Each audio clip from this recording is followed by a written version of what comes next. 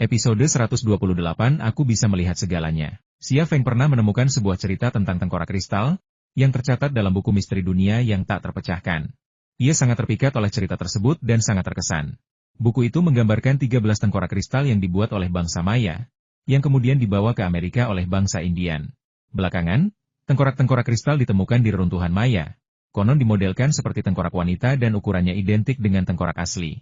Para astronom Maya mengklaim tengkorak-tengkorak itu memiliki kekuatan supernatural, membawa rahasia tentang asal-usul manusia dan alam semesta. Dan krusial bagi umat manusia di era ini untuk bertahan hidup dari kiamat mereka perlu menempatkan ke-13 tengkorak kristal di posisi yang tepat untuk menghasilkan medan magnet, yang memposisikan bumi pada orbit yang tepat. Tentu saja, klaim-klaim ini dibantah, termasuk prediksi Maya tentang kiamat.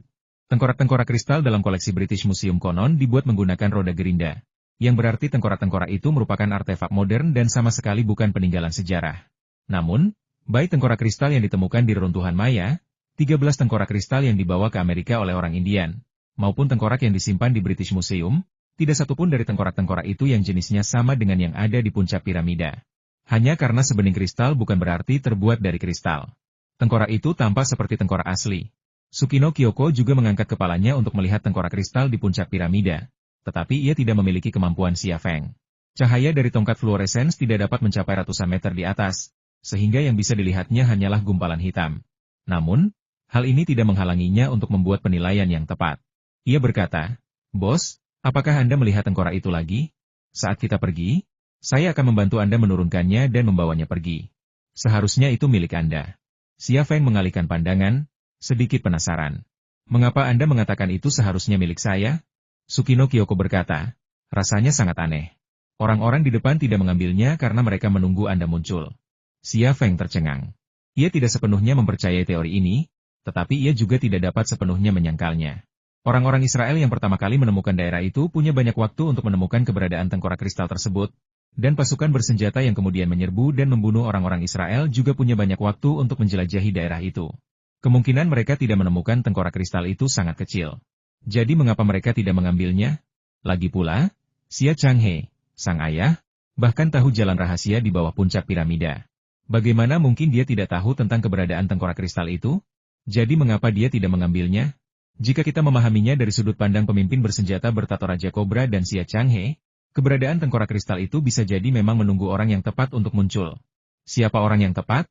Xia Feng berpikir dalam hati, jika ayah tahu tentang keberadaan piramida dan tengkorak kristal di gunung ini, seharusnya dia memberitahuku sejak lama. Kenapa dia belum memberitahuku? Apa dia baru mengetahuinya baru-baru ini? Dia menemukan rahasia tempat ini, meninggalkan pesan untukku, lalu pergi? Bagaimana dia bisa begitu yakin aku akan datang ke sini? Dia tidak tahu aku telah menipu CIA dan mendapatkan video itu dari Williams. Setelah berpikir panjang, Xia Feng menyerah. Dia mendekati sarkofagus itu. Sarkofagus, itu masih terbuka, tutupnya yang berat terdorong ke tanah, huruf AE masih terlihat. Sarkofagus itu kosong, dan dasarnya tertutup lapisan debu halus. Dengan sirkulasi udara di sini, debu tak terelakkan. Melihat dasar peti mati yang kosong, Xia Feng tak kuasa menahan diri untuk membayangkan sebuah pemandangan sosok prasejarah mengumpulkan bubuk obat dari sinar cahaya yang jatuh dari langit, lalu membungkusnya dalam sepotong ember dan meletakkannya di dalam sarkofagus. Di atas sosok prasejarah itu, tengkorak kristal bersinar, seolah mencoba menyampaikan pesan. "Bos," suara Tsukino Anko memanggil. Xia Feng kembali tersadar. "Apa? Bukan apa-apa, aku hanya merasa kau terlihat aneh," kata Tsukino Anko. Xia Feng tersenyum. "Kenapa kau berkata begitu? Apa yang aneh dariku?" Tsukino Anko berkata, "Sebenarnya tidak aneh. Hanya saja caramu memandang saat berkonsentrasi pada sesuatu, sangat menawan."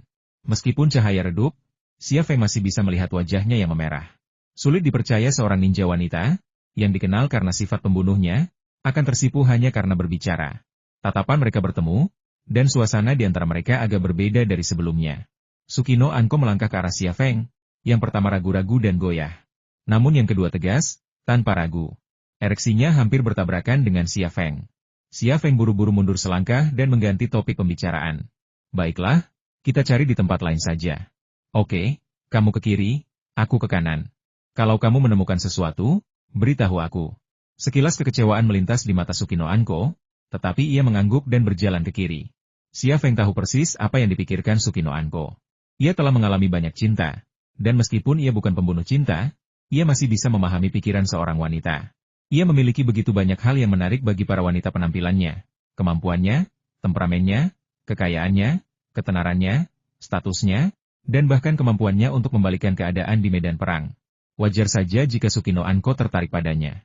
Saat mereka berdua, ia ingin memberi isyarat padanya, untuk menunjukkan kasih sayang. Namun sebagai ayah dari 4 anak, ia harus mengendalikan tubuh bagian bawahnya. Itu adalah tanggung jawabnya sebagai seorang suami dan seorang ayah. Dasar piramida itu sangat besar, dan Xia Feng menghabiskan 1 jam penuh menjelajahinya.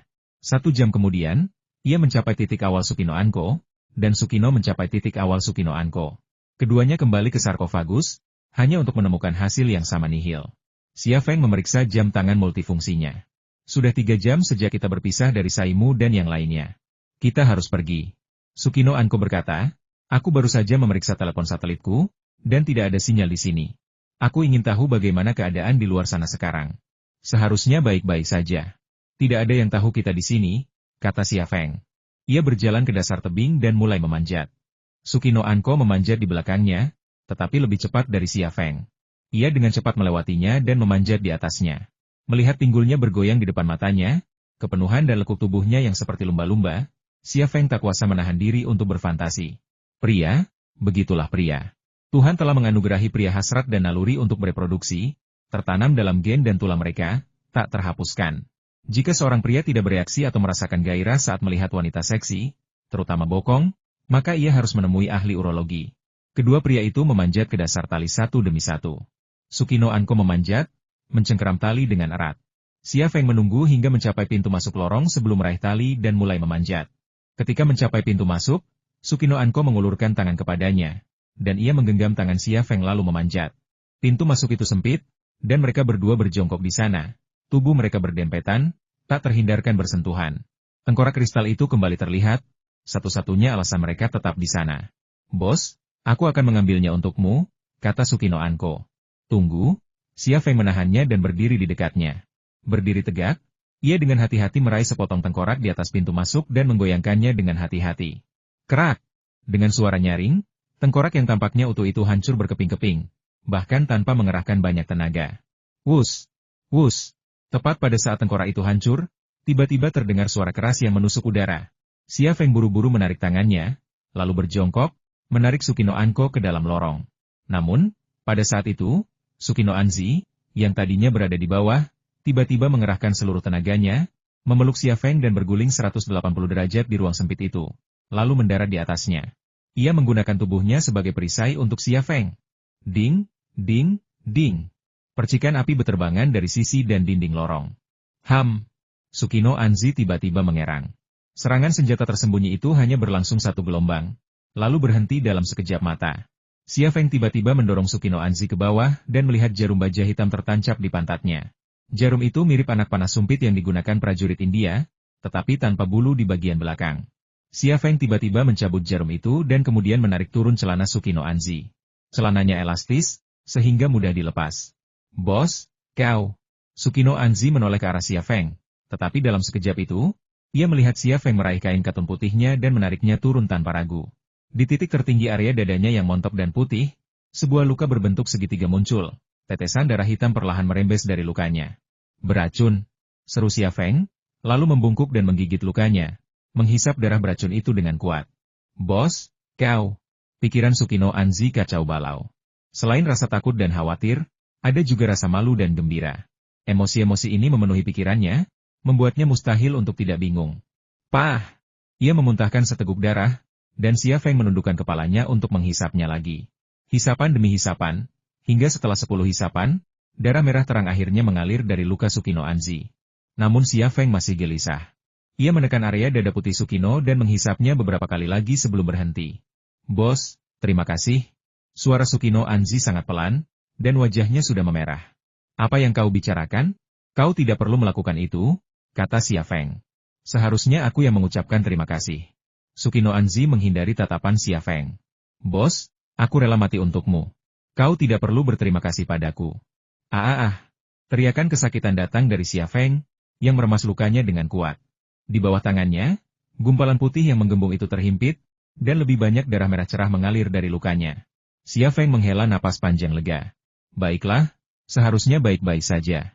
Racun pada senjata tersembunyi itu sangat kuat, tetapi sudah terlalu lama sehingga toksisitasnya melemah.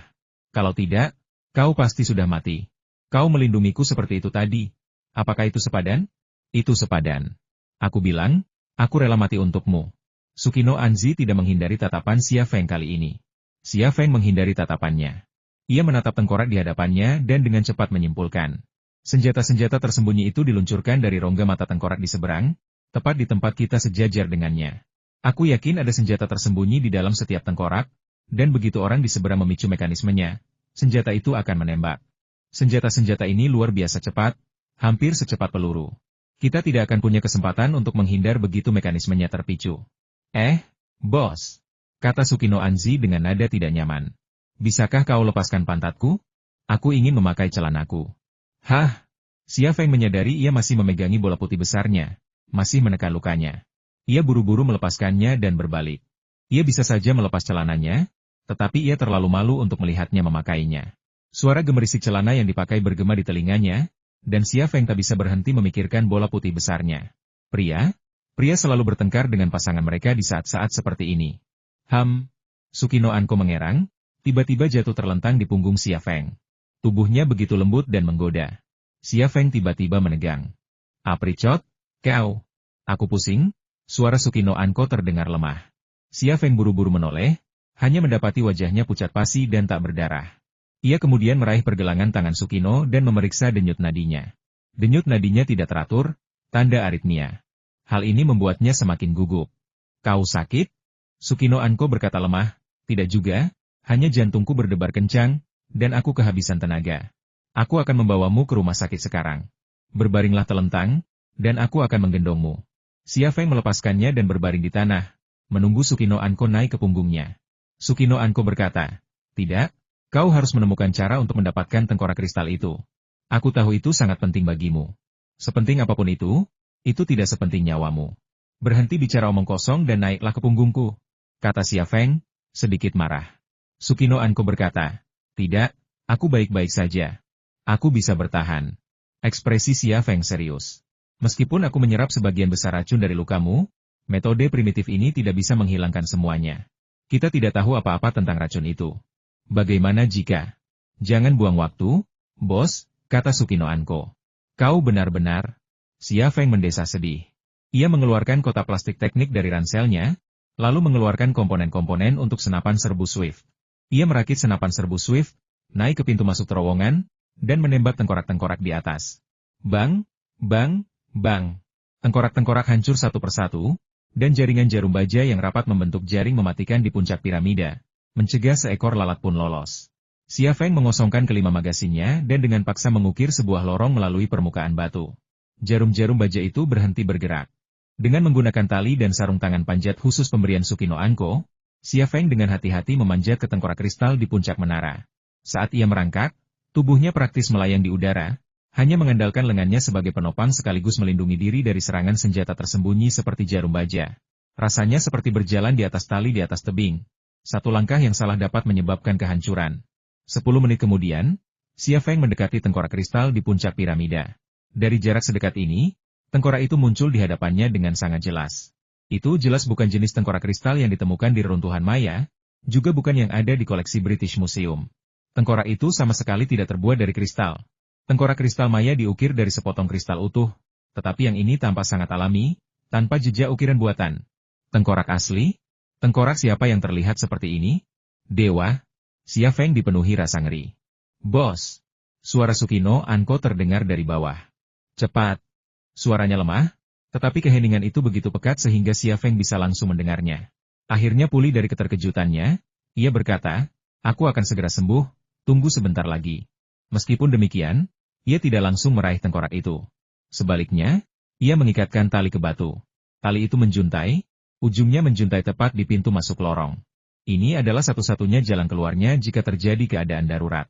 Setelah rute pelariannya terpecahkan, Xia Feng membangkitkan clairvoyance-nya. Namun, ia tidak berani mengintip ke dalam tengkorak kristal itu. Ia malah berfokus pada area di sekitarnya dan di dalam batu itu sendiri. Struktur batu yang mengelilingi tengkorak itu rumit dan tampak tidak alami. Tidak ada jebakan tersembunyi di baliknya, Juga tidak ada saluran atau retakan yang mengarah ke permukaan yang memungkinkan cahaya menembus. Tengkorak itu hanya tertanam di batu, sehingga tampak mudah untuk disingkirkan. Mengapa struktur batu di puncak begitu aneh? Apakah berbahaya? Xia Feng merenung. Di satu sisi, ada Sukino Anko, bertanya-tanya berapa lama lagi ia bisa bertahan, dan apakah kondisinya akan memburuk. Di sisi lain, tengkorak kristal itu berada dalam jangkauan, mudah dijangkau. Namun, semakin mudah sesuatu itu dicapai, semakin besar pula rasa khawatir yang muncul dalam dirinya. Di saat genting ini, hatinya terasa luar biasa tenang. Pikiran Xia Feng memvisualisasikan struktur internal massa batu piramida. Sepotong demi sepotong, ukuran, dimensi, dan bahkan perkiraan beratnya, semuanya terekam dalam benaknya, membentuk puncak segitiga. Kemudian, ia mensimulasikan pemindahan tengkorak kristal dari puncaknya. Dengan tengkorak itu dipindahkan, puncak piramida akan runtuh. Batu bata besar berjatuhan, dan kemudian seluruh piramida runtuh.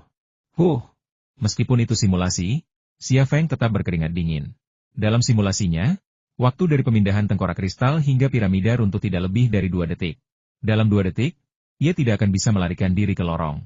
Kalaupun ia berhasil lolos, runtuhnya seluruh piramida akan menguburnya dan Sukino Anko di perut gunung. Dengan desain ini, tak seorang pun bisa memindahkan tengkorak kristal dari puncak piramida. Saat pertama kali masuk, ia berspekulasi mengapa tengkorak kristal itu tidak dibawa pergi. Tetapi ia juga tidak menduga mengapa tengkorak itu tidak bisa dibawa pergi.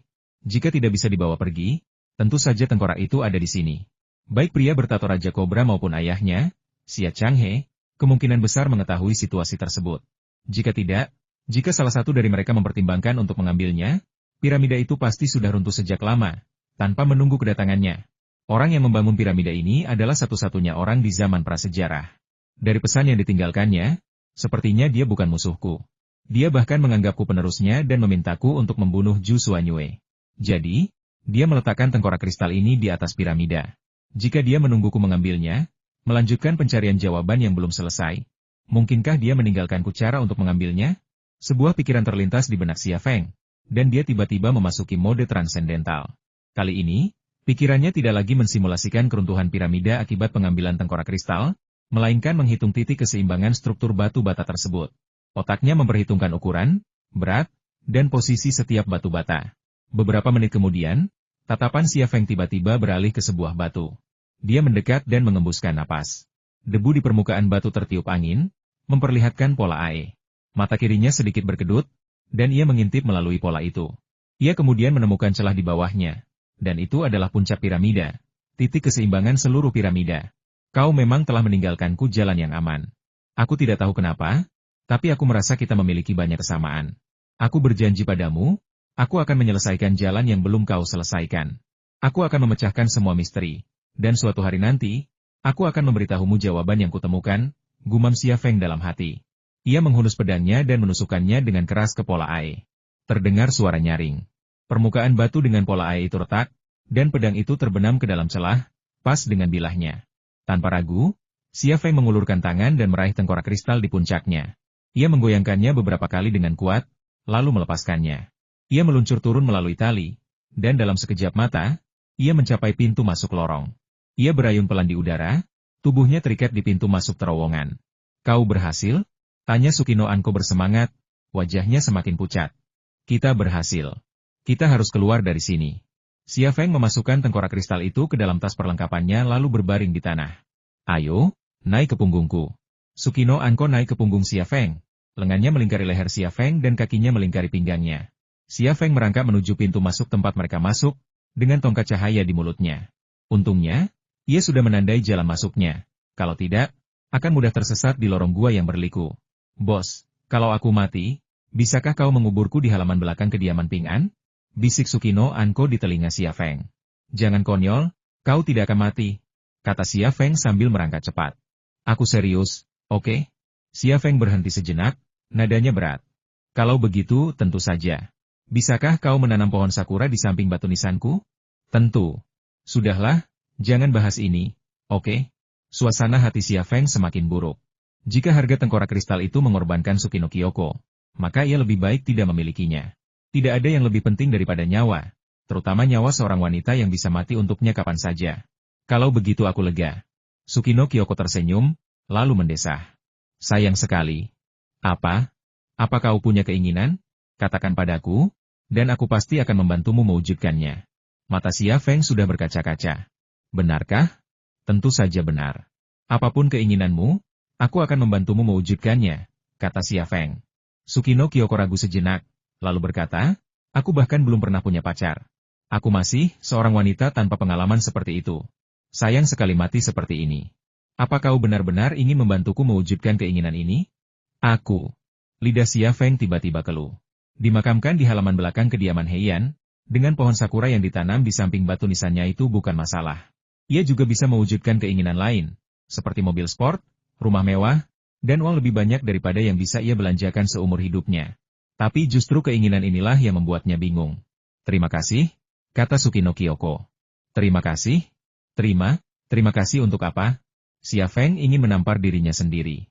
Sukino Kyoko berkata, aku sangat bersyukur, tidak, sangat tersentuh, karena kau berjanji untuk mewujudkan keinginanku. Mari kita bicarakan lagi nanti saat aku sudah lebih baik. Xia Feng? Bukankah ia menginginkan kuburan dan pohon sakura? Sekarang ia bilang kita akan membicarakannya nanti saat ia sudah lebih baik? Ada apa ini? Tiba-tiba, suara tajam datang dari belakangnya. Oh tidak! Wajah Xia Feng memucat. Ia mempercepat langkahnya lagi. Ia berharap bisa berubah menjadi anjing dan berlari dengan keempat kakinya. Pedang yang tertancap di titik keseimbangan ternyata tidak sepenuhnya pas. Kesesuaiannya dengan titik keseimbangan hanya 90%. Jika Xia Feng punya lebih banyak waktu, ia bisa saja menemukan atau membuat sisipan yang cocok, tetapi kondisi Sukino Anko semakin memburuk, jadi ia tidak punya waktu lagi. Bos, turunkan aku dan kabur sendiri, kata Sukino Anko. Berhenti bicara omong kosong. Diam. Xia Feng memanjat ke depan menggunakan kedua tangan dan kakinya. Ia mengenakan sarung tangan khusus untuk memanjat yang diberikan Sukino Anko, yang membantunya memanjat, tetapi batu kapur yang keras telah merobek celananya, dan lututnya sudah lecet dan berdarah. Tapi ia tidak peduli lagi. Ia hanya punya satu pikiran menggendong Sukino Anko di punggungnya dan kabur sebelum piramida runtuh. Krek, krek, krek. Suara lain datang dari belakang, dan seluruh gunung berguncang. Dari terowongan, sepotong pecahan batu atau awan debu jatuh darinya. Rasanya tempat ini akan runtuh kapan saja, mengubur segalanya. Tolong lepaskan aku, lepaskan aku. Sukino Anko sangat ingin mati, dan ia mulai meronta. Ia merasa telah menjadi beban bagi Xia Feng, dan ia sangat ingin mati. Xia Feng tiba-tiba mengayunkan lengannya dan mencengkeram pinggulnya. Ia mengenakan sarung tangan panjat berduri, dan dengan pelukan itu, duri-duri itu menancap di pantat Sukino Anzi. Ah! Sukino Anzi mengerang, megap-megap kesakitan. Dorongan inilah yang menyadarkannya kembali. Xia Feng terus memanjat, berteriak, aku tidak akan meninggalkanmu sendirian. Kita pergi dari sini bersama, atau kita mati di sini bersama. Pilihanmu. Sukino Anzi memeluk leher Xia Feng erat-erat, mempererat cengkeramannya di pinggang Xia Feng dengan kakinya. Ia tidak berkata apa-apa, tetapi itulah responsnya. Suara di belakangnya semakin keras, gunung berguncang lebih hebat, tetapi tidak runtuh sekaligus. Pedang yang tertanam di titik keseimbangan masih 90% di tempatnya, menjaga keseimbangannya. Berkat itu, Xia Feng akhirnya mencapai pintu keluar. Sesampainya di mulut gua, Xia Feng melepaskan ikat pinggangnya, mengikat Sukino Anko ke tubuhnya, dan mulai memanjat turun, memeluk tebing batu. Bagian dalam gunung berguncang hebat, tetapi getaran di luar tidak sekuat sebelumnya. Dengan sarung tangan panjat berpaku, ia memanjat dengan cepat. Saat jaraknya dari tanah berkurang, getaran di luar semakin kuat, terasa seperti gempa bumi berkekuatan 8,0 skala Richter. Boom! Suara seperti dinamit meledak tiba-tiba meletus dari dalam gunung, dan seluruh puncak gunung runtuh. Kaki Xia Feng mendorong tebing batu, dan ia langsung terbebas, jatuh ke tanah. Boom! Seluruh puncak gunung tiba-tiba jatuh terbelah dua. Batu yang dipegang Xia Feng langsung jatuh ke tanah. Seandainya ia lebih lambat sedetik saja, ia dan Sukino Anko pasti sudah hancur berkeping-keping oleh batu itu, mengubur mereka. Boom! Mereka berdua jatuh ke tanah, Xia Feng di bawah, Sukino Anko di atas. Awalnya, Sukino Anko berada di bawah, tetapi sebelum mendarat, Xia Feng memutar tubuhnya dan berganti posisi. Engah! Xia Feng memuntahkan seteguk darah akibat benturan keras dan gegar otak. Sukino Anko jatuh dari tubuh Xia Feng, tetapi kali ini ia tidak terluka. Xia Feng telah menggunakan tubuhnya sebagai bantalan udara penyelamat untuknya. Bos, Anda baik-baik saja? Tanya Sukino Anko cemas. Ia meraih tangan Xia Feng, mencoba mengangkatnya, tetapi ia tak berdaya. Tidak, aku baik-baik saja. Engah! Xia Feng memuntahkan seteguk darah lagi. Ini tidak memperparah lukanya, melainkan mengurangi tekanan pada organ dalamnya. Setelah semburan darah ini, ia merasa jauh lebih baik. Lagi pula, tubuhnya memiliki sistem kekebalan tubuh yang hampir sempurna, kemampuannya untuk mengatur diri sendiri jauh melampaui orang kebanyakan. Sementara orang lain membutuhkan waktu berhari-hari, bahkan setengah bulan, untuk pulih dari cedera yang sama, ia hanya membutuhkan waktu sesaat. Meskipun Xia Feng merasa jauh lebih baik, melihat dia memuntahkan 2 suap darah masih membuat Sukino Anzi ketakutan. Dia bertanya dengan gugup, "Apakah kamu benar-benar baik-baik saja? Katakan padaku, apa yang bisa kubantu?" Xia Feng bangkit berdiri.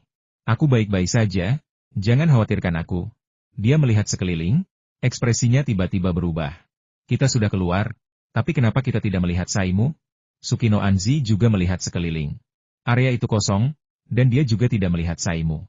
Ini tidak normal. Rasa khawatir tiba-tiba muncul di hati Xia Feng, dan tatapannya beralih ke pintu masuk lembah. Mulut lembah itu sunyi, dan tanpa tumbuhan, tampak sangat sunyi. Yelena seharusnya ada di sana, tetapi dia tidak melihatnya. Xia Feng kemudian mengalihkan pandangannya ke puncak bukit, yang tingginya setengahnya, tetapi dia juga tidak melihat Angumihan. Angumihan seharusnya menjaga gunung dengan piramida. Setelah gempa bumi sekuat itu, dia pasti akan pergi. Ia memandang ke puncak bukit di kedua sisi, tetapi sayangnya, ia juga tidak dapat melihat Angumihan. Yelena, Saimu, dan Angumihan, yang seharusnya menunggu di luar, semuanya telah pergi. Apa yang terjadi? Xia Feng mengerutkan kening. Apa yang terjadi di luar saat ia dan Sukino Anko berada di dalam piramida? Sukino Anko mengeluarkan telepon satelitnya, tetapi sebelum ia sempat menghubungi, deru mesin dan suara baling-baling yang membelah udara tiba-tiba terdengar dari pintu masuk lembah. Sebuah helikopter Black Hawk tiba-tiba muncul di langit. Tepat saat baling-baling helikopter itu muncul, Xia Feng telah mengangkat Sukino Anko dan bergegas ke tumpukan puing. Tumpukan itu baru saja dibangun, ratusan meter batu telah runtuh, dan batu-batu yang jatuh itu bisa saja membangun istana Versailles. Disinilah ia dan Sukino Anko bersembunyi. Xia Feng baru saja mendorong Sukino Anko ke celah di antara bebatuan ketika helikopter itu muncul di langit di atas pintu masuk lembah. Ia mengikutinya, menyelinap ke celah semula. Helikopter Black Hawk terbang dengan kecepatan penuh, mengitari gunung yang runtuh. Dari celah reruntuhan, Xia Feng menatap helikopter Black Hawk yang berputar-putar di langit. Meskipun beberapa ratus meter jauhnya, bagi mata kirinya, jarak itu praktis hanya beberapa meter. Ia melihat pilot di kokpit, mengenakan seragam Angkatan Darat Israel. Di kabin belakang duduk beberapa tentara profesional, juga mengenakan seragam Angkatan Darat Israel. Orang dapat dengan mudah menyimpulkan bahwa tentara Israel ini berasal dari Angkatan Darat dan Angkatan Udara Israel. Tetapi mengapa mereka ada di sana?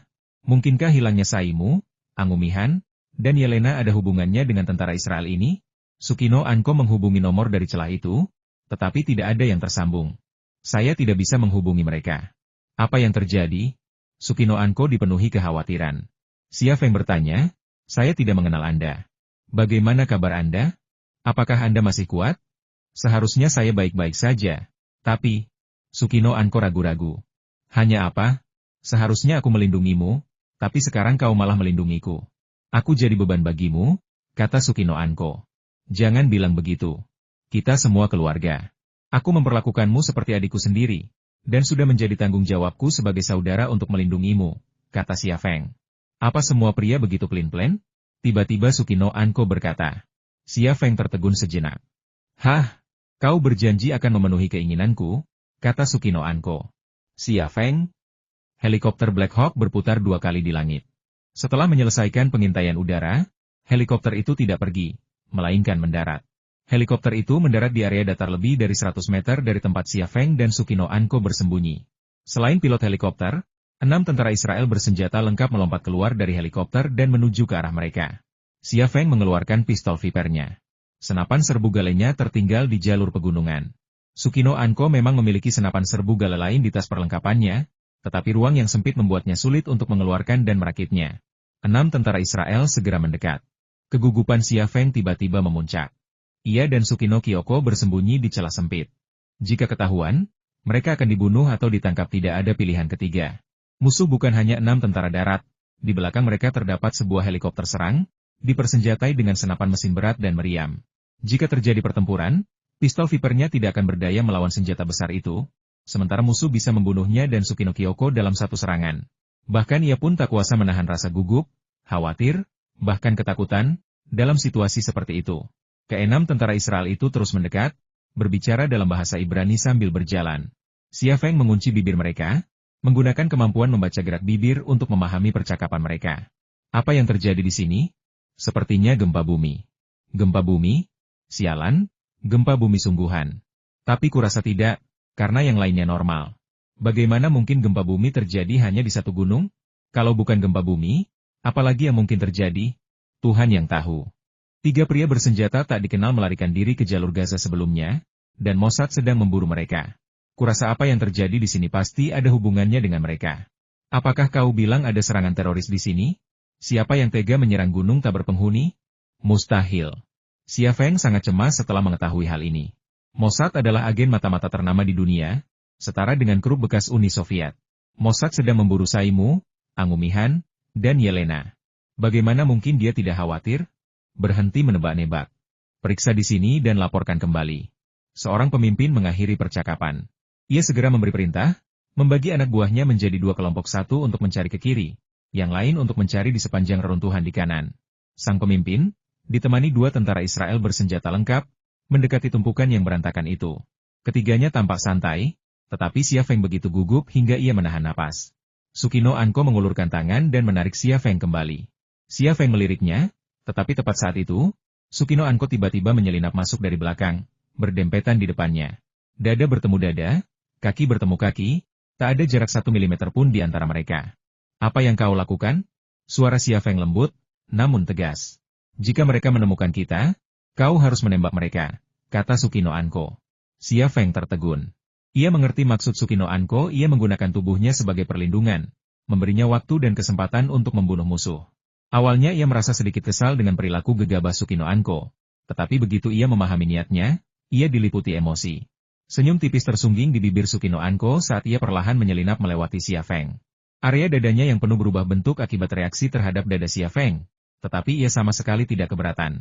Mungkin itu sebabnya ia tersenyum. Ia maju dengan cepat, menghalangi Xia Feng. Ia juga memegang pistol Viper di tangannya, siap bertarung.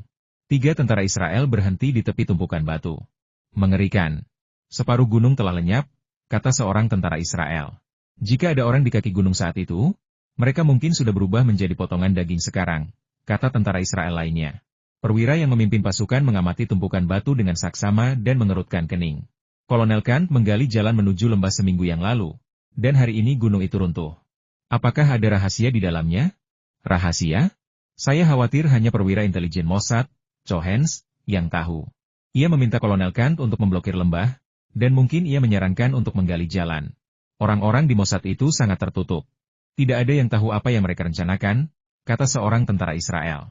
Gunungnya runtuh, jadi pasti kosong di dalamnya. Mungkin ada pangkalan militer rahasia di bawah sana. Pangkalan untuk meneliti senjata kimia rahasia, kata tentara Israel lainnya. Baiklah, kita hentikan saja pembicaraan ini. Lagi pula ini Mossad. Kita akan berhati-hati agar tidak mendapat masalah. Ayo kita ke kanan dan lihat. Kalau tidak ada masalah, kita pergi. Perwira yang memimpin mengakhiri percakapan. 2 tentara Israel lainnya mengikuti perwira itu keluar dari reruntuhan dan melanjutkan pencarian mereka ke kanan. Begitu mereka sudah jauh, Xia Feng menghela napas lega. Telapak tangan dan punggungnya berkeringat, dan kakinya sedikit gemetar karena tegang. Tepat saat itu, Sukino Anko tiba-tiba jatuh terlentang. Xia Feng buru-buru mengulurkan tangan untuk menenangkannya, dengan cemas bertanya, Anko, ada apa? Mata Sukino Anko terpejam rapat, tak bereaksi. Sungguh ajaib ia bisa bertahan sampai sekarang. Baru saja, seperti Xia Feng, ia merasa rileks dari ketegangan yang ekstrim. Kaki Xia Feng hanya gemetar, tetapi ia telah ambruk. Xia Feng memeluknya erat-erat. Ia telah kehilangan Amanda, Park Tae-yong, dan yang lainnya. Perasaan itu begitu menyiksa, dan ia tak ingin mengalaminya lagi. 10 menit kemudian, sebuah helikopter Black Hawk lepas landas, menuju Yerusalem. Xia Feng menyeret Sukino Anko keluar dari celah bebatuan dan menggendongnya di punggungnya. Ia menghadapi 2 pilihan pergi ke jalur Gaza atau Yerusalem. Dari segi keamanan, jalur Gaza adalah pilihan teraman baginya, karena mungkin memungkinkannya menemukan Saim, Yelena, dan Angumihan. Namun dari sudut pandang Sukino Anko, ia membutuhkan dokter dan obat-obatan, jadi Yerusalem adalah satu-satunya pilihan. Xia Feng menggendong Sukino Anko di punggungnya, menuju pintu masuk lembah. Di sana, gereja makam suci yang bermandikan sinar matahari, tampak sungguh sakral. Meskipun menggendong seseorang, langkah Xia Feng tetap stabil. Ia berlari kecil, Memperlambat langkahnya untuk berjalan sebentar ketika merasa lelah, lalu berlari kecil lagi ketika tenaganya pulih. Sepanjang perjalanannya, ia mempertahankan perspektif yang konstan dan berpandangan jauh ke depan, mengamati situasi dalam radius lebih dari 4.000 meter. Ia tidak terlalu khawatir akan terlihat oleh orang Israel saat bergerak, karena mata kirinya dapat melihat lebih jauh dan lebih jelas daripada teleskop biasa. Meninggalkan pintu masuk lembah, Xia Feng meninggalkan jalan raya dan memilih gurun tanpa jalan setapak. Jeep Wrangler telah dibawa pergi, tetapi tidak jelas apakah itu Saimu dan rekan-rekannya atau orang Israel. Xia Feng mengkhawatirkan Angumihan, Yelena, dan Saimu, tetapi ia tidak peduli lagi pada mereka sekarang. Sukino Anko lebih membutuhkan perhatiannya. Setengah jam kemudian, sebuah permukiman Israel muncul di gurun tersebut. Permukiman itu adalah sebuah koperasi pertanian, dengan rumah-rumah tinggal dan ladang-ladang pertanian. Xia Feng melihat ladang-ladang tomat, stroberi, dan paprika, dengan para petani Israel bekerja di ladang tersebut. Suasana itu dipenuhi kedamaian. Pertanian Israel adalah yang paling maju di dunia, dan pendapatan para petaninya termasuk yang tertinggi.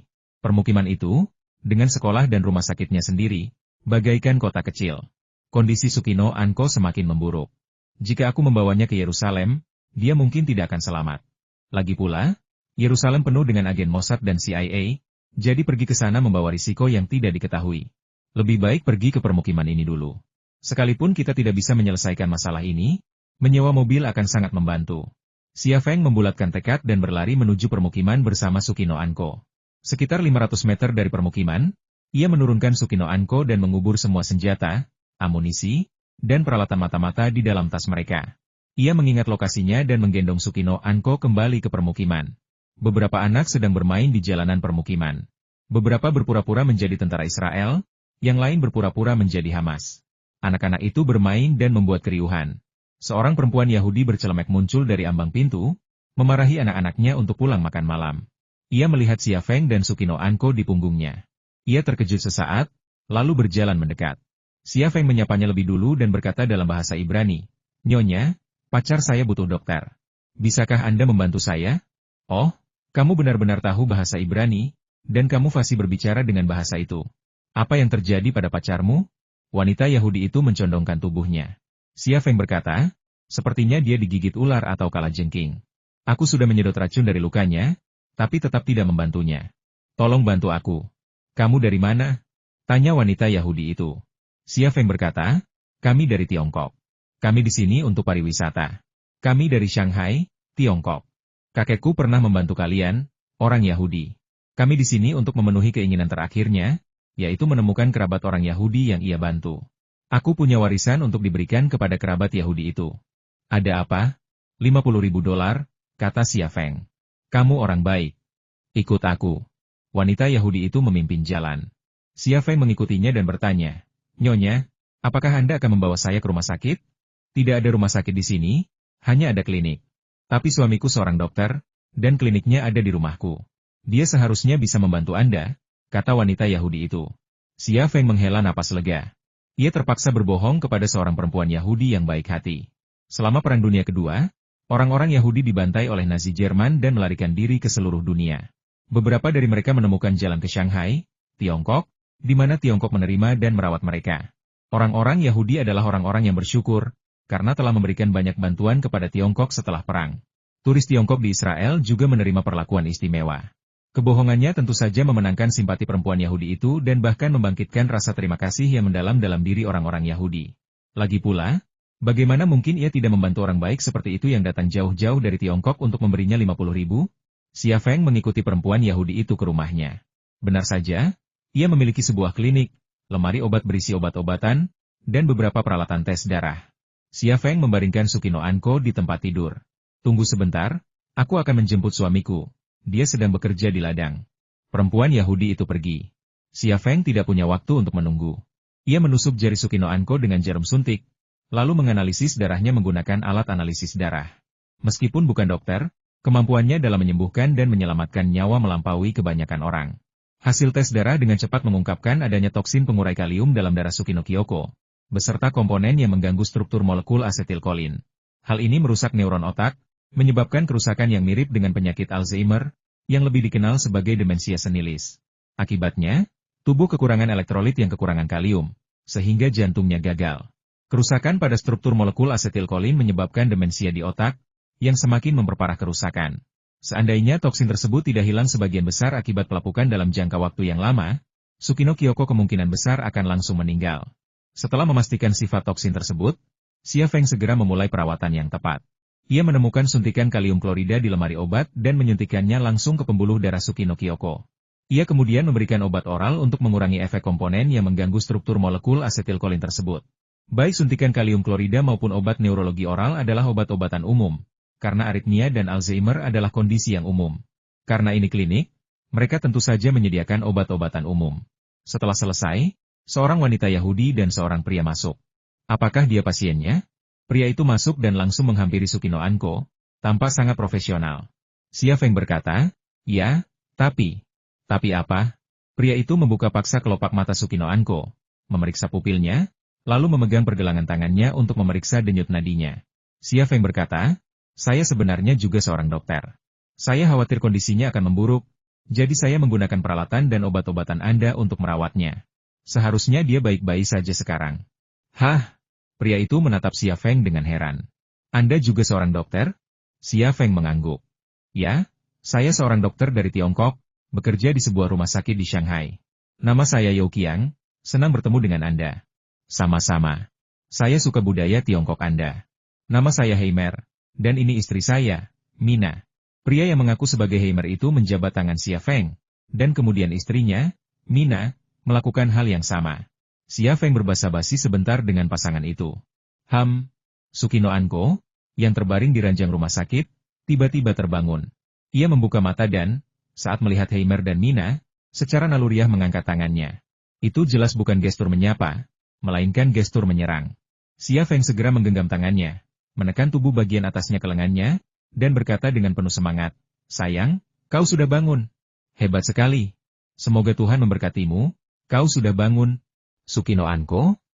Xia Feng melanjutkan, sayang, kupikir aku takkan pernah bertemu denganmu lagi. Untungnya, kita bertemu pria yang baik. Obat Tuan Heimer menyelamatkanmu. Terima kasih padanya. Tsukino Anko mengerti apa yang terjadi. Ia membuka mulut dan berbisik, terima kasih. Xia Feng berkata, aku lupa. Pacarku tidak bisa bahasa Ibrani. Tsukino Anko tersenyum. Tiba, dan kota Yerusalem yang jauh bersinar dengan cahaya yang cemerlang. Kota itu memadukan unsur kuno dan modern, dan atmosfer religiusnya yang kaya membuatnya berbeda dari kota lain di dunia. Namun, di dalam permukiman itu, terdapat suasana yang tenang dan damai. Istri Heimer, Mina, menyiapkan makan malam humus dan pita tradisional Israel, bersama sarden cincang dan anggur merah. Tsukino Anko masih terlalu lemah untuk bangun untuk makan malam. Setelah Xia Feng selesai makan malam dengan Heimer dan Mina, ia membawa sepiring makanan Israel ke sebuah kamar. Ini adalah kamar tamu yang telah disiapkan Mina untuknya dan Tsukino Anko sebagai pasangan. Ketika Xia Feng membuka pintu, tangan Tsukino Anko telah terselip di bawah selimut, menyembunyikan pisau buah. Xia Feng berkata, jangan khawatir. Melihat bahwa itu adalah Xia Feng, Tsukino Anko akhirnya menarik tangannya dari bawah selimut dan meletakkan pisau buah yang tersembunyi di meja samping tempat tidur. Xia Feng berjalan mendekat. Makanlah. Kamu masih lemah. Makanlah, lalu tidurlah yang nyenyak. Kamu akan baik-baik saja. Kita akan berangkat besok pagi. Kamu harus merawat lukanya. Kurasa lukanya meradang dan mungkin bernanah, kata Tsukino Anko, mengerutkan kening kesakitan. Xia Feng merasa sakit kepala, tetapi ia tetap berkata, makanlah dulu. Aku akan mengambil obat dan kain kasa dari lemari obat Dr. Heimer. Baiklah, Tsukino Anko mengambil piring dari Xia Feng. Heimer dan Mina sudah kembali ke kamar mereka, dan Xia Feng bahkan tidak repot-repot menyapa mereka. Ia langsung pergi ke kamar Heimer, tempat ia seharusnya memeriksa pasien. Ia menemukan beberapa kapsul amoksisilin, tablet aspirin, hidrogen peroksida, kain kasa, plester, dan barang-barang lainnya di lemari obat Heimer. Ketika ia kembali ke kamarnya dan Tsukino Anko, Mina sudah makan beberapa potong sarden, beberapa biskuit, dan sepotong roti pita. Dia hanya makan sedikit sebelum meletakkan piring makanan di meja samping tempat tidur. Kenapa kamu tidak makan lagi? Xia Feng berjalan ke arahnya. Aku tidak ingin makan lagi. Nafsu makanku sedang tidak enak, kata Tsukino Anzi. Xia Feng duduk di samping tempat tidur dan memberinya segelas air, beberapa kapsul amoksisilin dan tablet aspirin yang telah disiapkannya. Minum obatnya. Tsukino Anzi meminum obatnya dan membalikkan badan. Sebelum Xia Feng sempat berbuat apa-apa, rona merah malu sudah muncul di wajahnya. Ia menunggu sesuatu dalam diam, Tetapi ia tidak berani menatap mata Sukino. Aku harus mengobati luka itu lagi. Ah! Xia Feng mendesah dalam hati, lalu menggertakkan gigi dan meraih karet pinggangnya. Dengan hati-hati menariknya ke bawah. Karet pinggang itu berhenti di pahanya, memperlihatkan gumpalan putih besar yang terbungkus kain kunci di bawah cahaya. Gumpalan itu montok, kencang, dan sangat seksi. Kakinya yang tertutup rapat tampak putih dan halus, tanpa celah sedikit pun. Namun, pemandangan misterius dan dewasa bersinar, bagai bukit yang diselimuti kabut pagi, samar dan buram. Detailnya tak jelas, namun garis-garisnya jelas. Ia tidak berbohong, lukanya memang parah. Darah dari luka telah membasahi sebagian besar kain, meninggalkan bekas luka. Kain yang menutupi luka itu lembab, dan nanah putih telah merembes keluar, meskipun tidak banyak. Xia Feng mencoba menariknya, tetapi kain itu menempel di luka dan tak kunjung lepas. Saat ia menariknya, Sukino Anko mengerutkan kening. Sakit? Sakit. Ya. Kau takut sakit? Xia Feng merasa aneh. Wanita seperti Sukino Anko tak akan menjerit kesakitan, apalagi luka atau penyakit ringan. Bahkan jika ia ditembak atau ditusuk, ia tak akan menjerit kesakitan.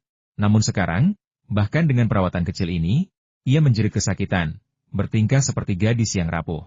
Tentu saja aku takut. Aku perempuan, kata Sukino Anko, lalu menambahkan, aku perempuan. Sepertinya ada nada halus dalam kata-katanya. Aku harus memotongnya, bolehkah? Tanya Xia Feng. Sukino Anko mengangguk. Tidak masalah. Kau boleh melakukan apapun. Tak perlu minta pendapatku. Xia Feng mengambil gunting dan dengan hati-hati memotong karet elastis itu. Kemudian, di sepanjang lubangnya, ia memotong ke bawah, mematahkannya. Bahan seputih salju itu hampir terekspos.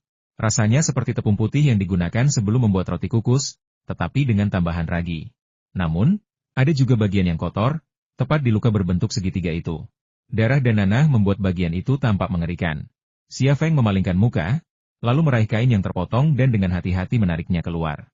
Ia tidak berani menonton prosesnya, karena itu membuatnya merasa seperti pemeran utama pria dalam film.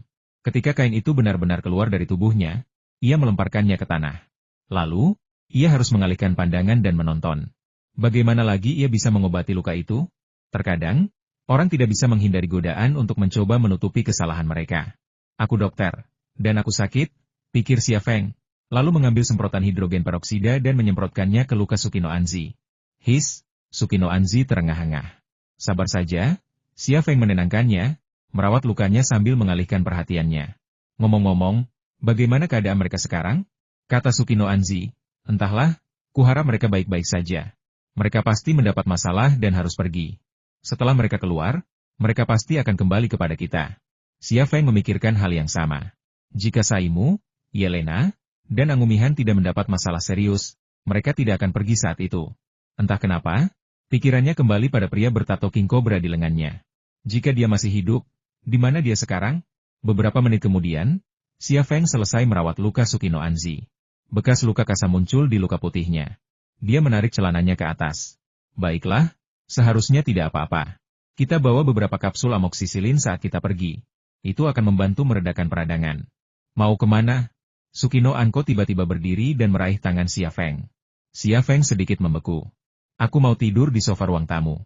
Kita belum keluar dari zona bahaya, jadi harus ada yang berjaga. Sukino Anko mengerahkan sedikit tenaga, mencoba menarik Xia Feng ke tempat tidur. Namun, bahkan dalam keadaan sehatnya, ia tak mampu berdiri sendiri, apalagi dalam kondisinya yang lemah saat ini. Ia meluruskan lengan Xia Feng, tetapi kaki Xia Feng tak mau bergerak. Ya, Xia Feng terbatuk canggung. Tidurlah. Kau butuh istirahat. Sukino Anko ragu sejenak, lalu melepaskan tangan Xia Feng, berkata, kau berjanji padaku. Xia Feng tersenyum kecut.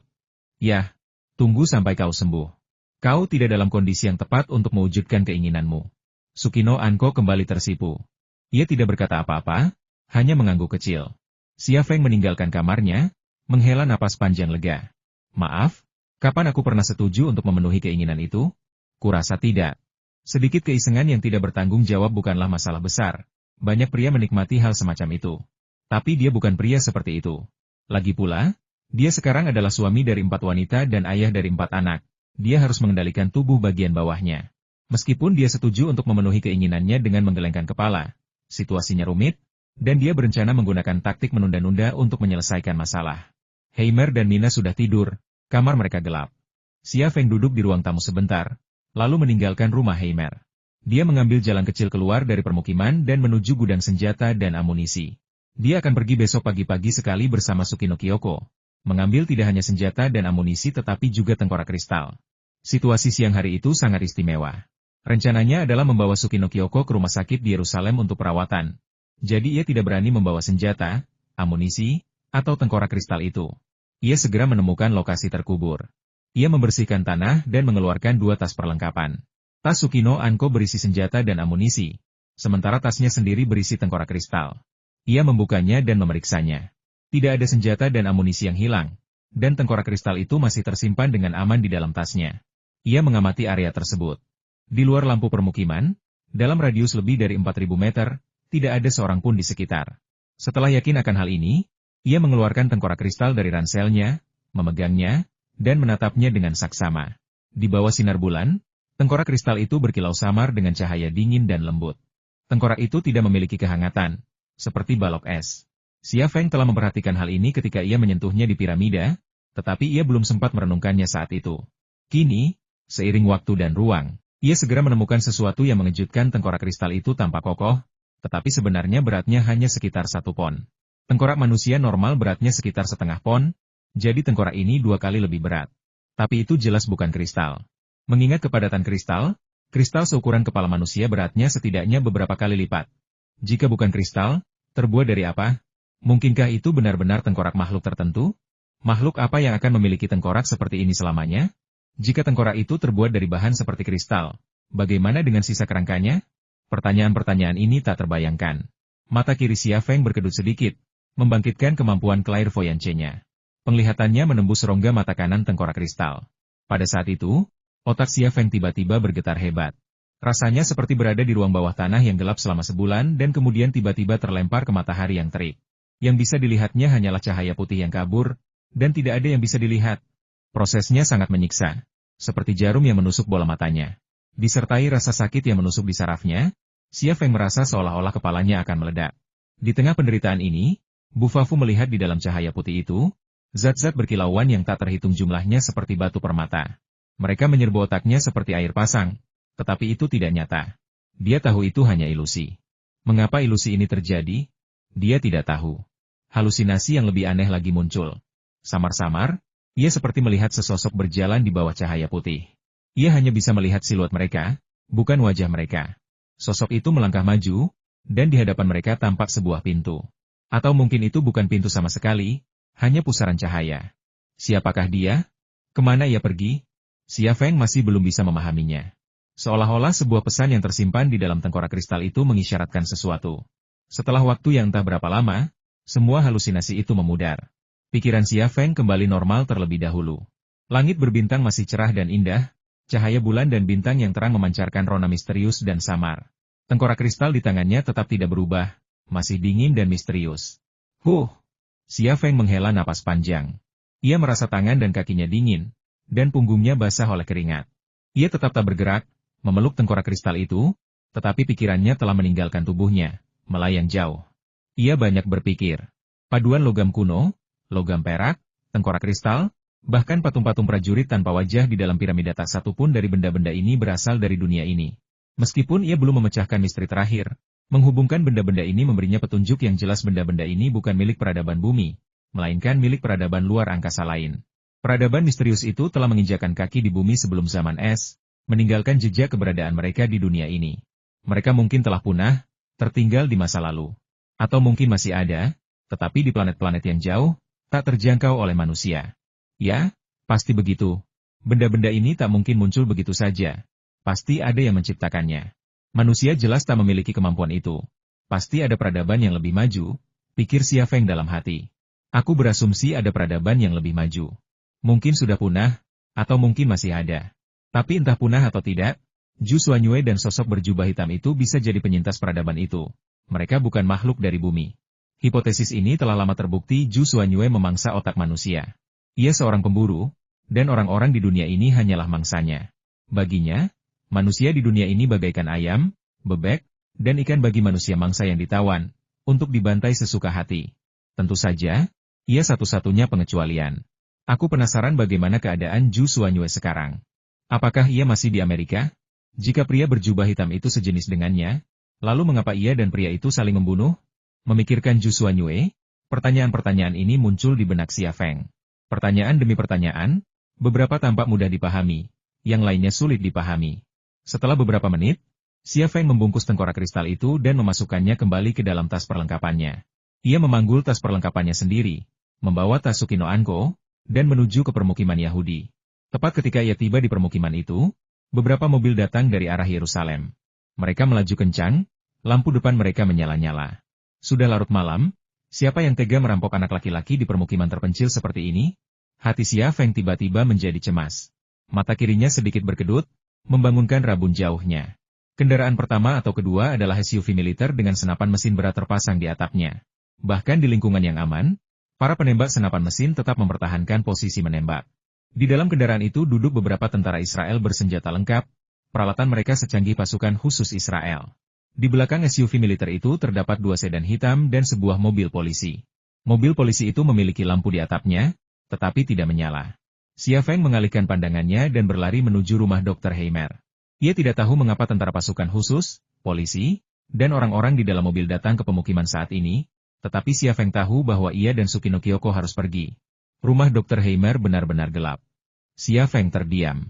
Dr. Heimer dan Mina jelas tertidur ketika ia pergi, dan lampu di ruang tamu menyala ketika ia pergi. Sukino Kyoko jelas tidak mau bangun untuk mematikan lampu di ruang tamu, jadi siapa lagi yang akan melakukan itu selain Dr. Heimer dan istrinya, Mina? Dinding yang menghalangi pandangannya menghilang tanpa suara dari mata kirinya, dan situasi di dalam rumah terlihat jelas. Tidak ada seorang pun di ruang tamu. Tidak ada seorang pun di kamar Dr. Heimer dan Mina. Namun ketika ia mengalihkan pandangannya ke kamar Sukino Anko, ia melihat 3 orang sekaligus Sukino Anko terbaring di tempat tidur, dan Dr. Heimer serta Mina berdiri di balik pintu. Salah satu pasangan itu memegang senapan serbu, dan yang lainnya memegang pistol Desert Eagle, dan pengaman pistolnya menyala, siap menembak kapan saja. Xia Feng dengan lembut memegang gagang pintu, membuka pintu, dan berjingkat masuk. Ia mengeluarkan pistolnya, sebuah pistol Viper dengan peredam. Ia perlahan menyelinap ke kamar Sukino Anko, sambil tetap mempertahankan pandangannya pada 3 orang di ruangan itu. Pada saat ini, Sukino Anko tiba-tiba berbicara, tidak ada gunanya. Dia akan membunuhmu. Apa yang kau bicarakan? Tanya Mina dingin. Apa kau mengerti bahasa Inggris? Aku mengerti. Kenapa kau melakukan ini? Sukino Anko menjawab dalam bahasa Inggris, kami bukan orang jahat. Kenapa kalian melakukan ini? Jangan coba-coba menipu kami. Kalian pasti mata-mata, kata Mina. Kenapa kalian bilang kami mata-mata? Sukino Anko berusaha berdiri. Berbaringlah, teriak Dr. Heimer. Sebaiknya kau bersikap baik, atau aku akan membunuhmu.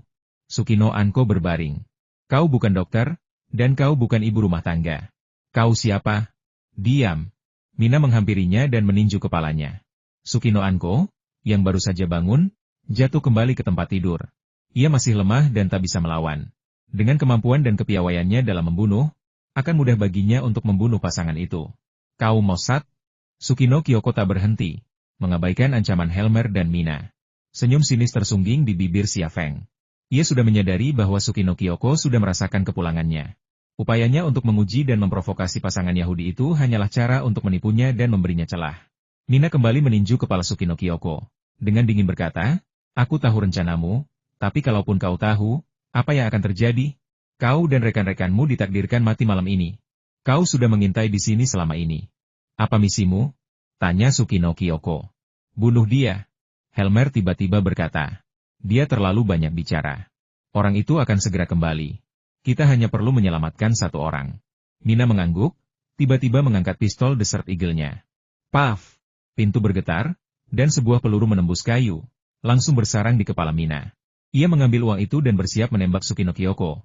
Tetapi sebelum ia sempat menarik pelatuk, ia tertembak. Bang! Bang! Bang! Heimer tiba-tiba menarik pelatuk, dan panel pintu kayu langsung terkoyak oleh peluru senapan. Bang! Sebuah tembakan terdengar, dan Heimer jatuh. Heimer menembak ke arah luar pintu, tetapi ia mengabaikan 1 orang, yaitu Sukino Kyoko yang terbaring di tempat tidur. Ia tidak tahu betapa kejam dan berdarah dinginnya wanita yang terbaring di tempat tidur itu. Meskipun ia kekurangan tenaga, ia tidak ragu menembaknya sampai mati dengan Desert Eagle. Xia Feng membuka pintu dan kemudian menembak kepala Heimer lagi. Ayo kita keluar dari sini. Mereka memanggil bala bantuan. Aku perkirakan bala bantuan mereka akan tiba dalam 5 menit. Sukino Kyoko bangkit dari tempat tidur, tetapi ketika kakinya menginjak tanah, ia terhuyung dan hampir jatuh ke tanah lagi. Xia Feng segera melangkah maju untuk membantunya. Biar aku gendong. Kita pakai mobil mereka dan berangkat ke Gaza, kata Sukino Anko. Kau kendarai mobil mereka dan aku akan melindungimu. Xia Feng tampak tak menyadari kata-katanya, setelah dengan cepat mengambil kunci mobil dari mayat Heimer. Bos, kau dengar aku? Aku serius, kata Sukino Anko. Ia baru saja menyelesaikan kata-katanya ketika Xia Feng menepuk pinggulnya lalu menelannya. Cepat. Sukino Anko membeku sesaat sebelum naik ke punggung Xia Feng. Xia Feng menggendongnya keluar, sambil berjalan mengeluarkan alat peledak berwaktu dari tasnya. Ia mengaktifkan masing-masing alat dan melemparkannya ke sudut yang sulit dilihat. Setiap alat yang ia aktifkan memiliki pengatur waktu 5 menit 30 detik. Meninggalkan ruangan, Xia Feng pergi ke garasi. Ia menempatkan Sukino Anko di kursi penumpang dan melaju keluar, lampu depannya mati. Kendaraan Hummer dan Mina adalah Desert Ranger, buatan perusahaan mobil Israel. Kendaraan off-road yang tangguh. Itu adalah versi sipil, meskipun dengan persenjataan dan perlengkapan yang lebih sedikit daripada versi militer. Mobil itu dapat menjelajahi gurun Gobi tanpa masalah, dan mencapai Gaza pun tak akan menjadi masalah. Saat Desert Ranger meninggalkan permukiman, konvoi kendaraan masuk. Xia Feng mengemudikan Desert Ranger keluar jalan dan mendaki bukit, lalu berbalik kembali ke permukiman. Ia memperhatikan beberapa tentara dan polisi Israel keluar dari kendaraan mereka dan segera mengepung rumah itu. Pintu 2 sedan hitam terbuka, dan beberapa pria berjas hitam muncul, bersenjatakan senjata berat seperti senapan serbu dan senapan mesin ringan. Salah satu pria parubaya menunjuk ke arah pintu, dan seorang tentara pasukan khusus Israel tiba-tiba mendobraknya dengan bahunya. Saat pintu terbuka, beberapa pria bersenjata berjas hitam bergegas masuk, diikuti oleh pasukan khusus dan polisi. Xia Feng bertanya-tanya dalam hati, mungkinkah orang-orang itu agen Mossad? Mossad telah menempatkan mata-mata di sekitar sini, mencoba melindungi rahasia piramida? Atau adakah alasan lain?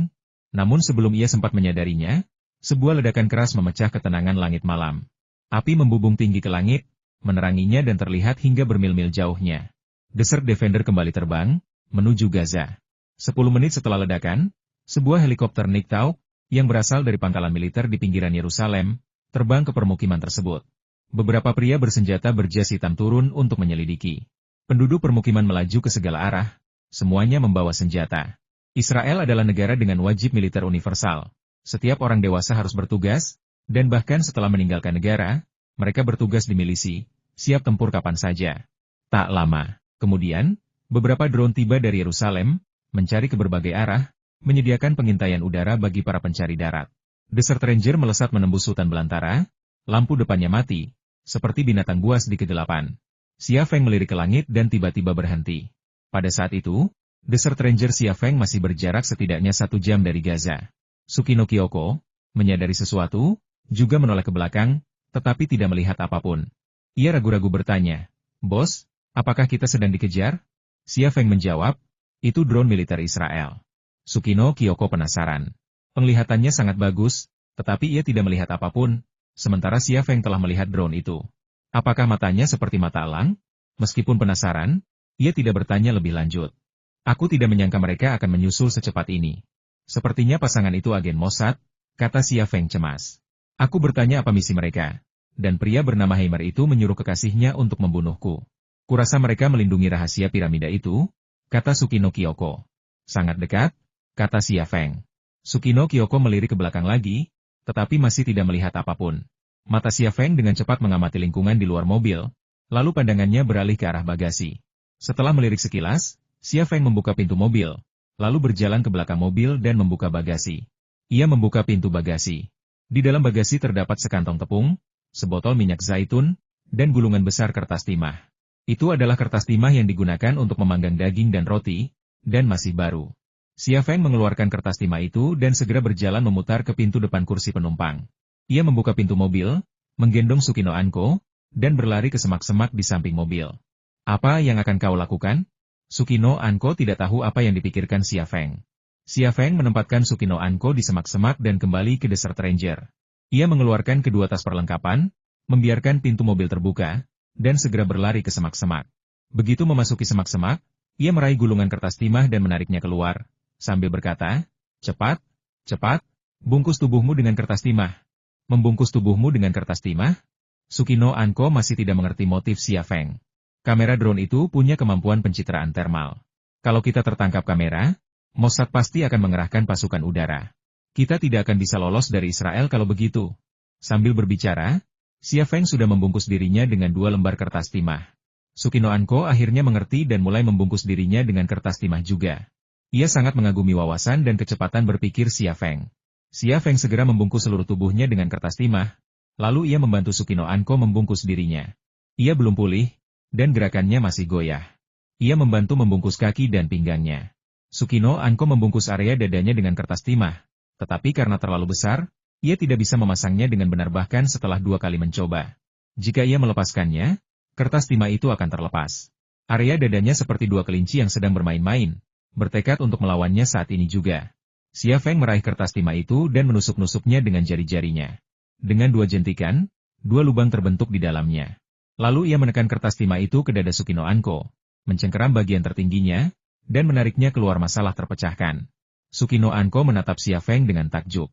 Tanpa penjelasan apapun, Xia Feng tiba-tiba mendorongnya ke semak-semak.